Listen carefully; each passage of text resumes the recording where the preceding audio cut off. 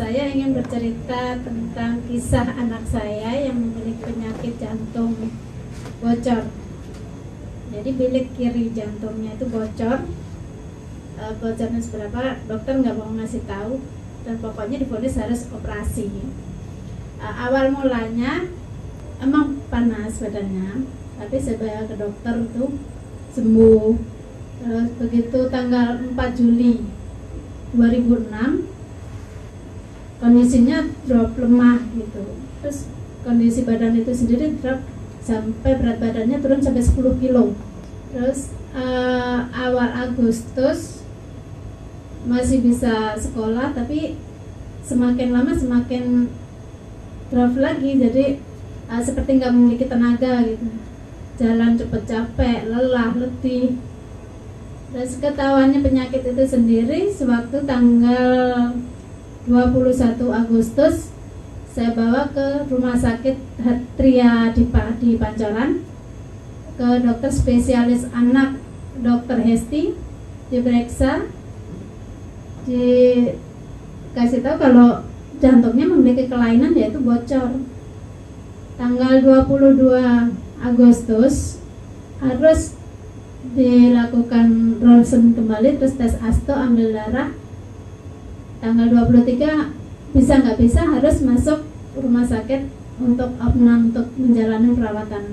Setelah dikonsultasikan sama dokter, penyebabnya itu sendiri dari radang tenggorokan yang awalnya emang radang tenggorokannya akut, amandel. Terus pengobatannya nggak sampai tuntas karena unsur peminuman ini, antibiotiknya itu sendiri nggak teratur. Akhirnya dari infeksi radang tenggorokan yang nggak tuntas itu, pengobatannya yang nggak tuntas, turun ke jantung. Jantungnya mengalami infeksi, pembengkakan, terus radangnya itu sendiri udah boleh dibilang akut, sehingga dokter pas tanggal 25 Agustus menyatakan anak ini harus operasi segera mungkin. Awal September itu sendiri suami saya mencari informasi di lingkungan kantornya, di lingkungan kerjanya, gimana supaya anak ini nggak jadi operasi. Akhirnya konsultasi sana sini di kantor itu menemukan sebuah majalah yang waktu itu emang kulitnya udah nggak ada, jadi tinggal baca-baca aja. Di situ kok ada penyakit jantung koroner yang sembuh dengan produk Loxarnigeligamat sama spirulina. Jadi dua produk ini. Terus suami saya tetap mencari informasi bolak-balik sana sini, akhirnya diketemukan di gedung ini.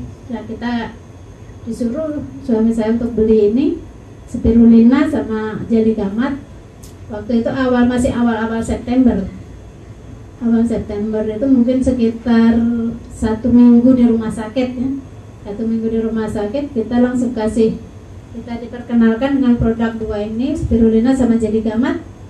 Awalnya kita kasih sesuai dengan anjuran Ibu Lisa.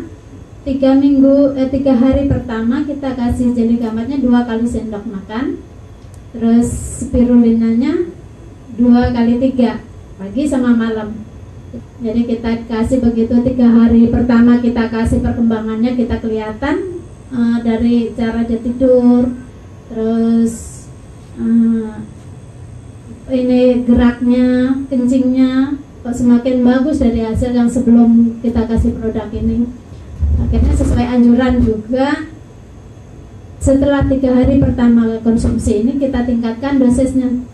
Jadi yang untuk jeligamatnya 3 kali sendok makan, sama spirulinanya 3 kali 3.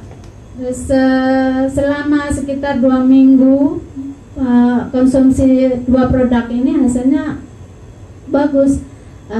Gimana saya bisa bilang bagus? Dari mana saya tahu gitu? Dari aktivitas anak itu sendiri mengalami kemajuan, terus cara makannya juga bagus, tidurnya, istirahatnya juga bagus.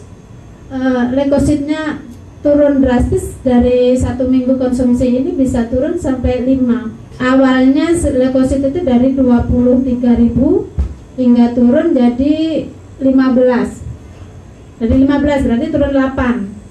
Setelah minggu kedua turun tinggal 10.000, 12.000.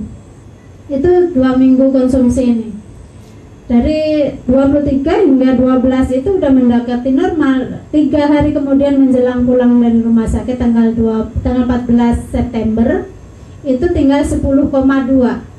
Di rumah 1 minggu tetap saya kasih ini. Tanggal 21 September kita kontrol ke dokter, itu leukositnya tinggal 8. Udah benar-benar dokter pun udah bilang, ibu udah bagus semuanya, leukositnya udah bagus, denyut nadinya bagus, jantungnya pun stabil katanya. Dan semoga dengan spirulina ini beserta jeli gamat bisa meningkatkan kreativitas anak saya pula, daya pikir, dan kembali sembuh seperti semula, bisa sekolah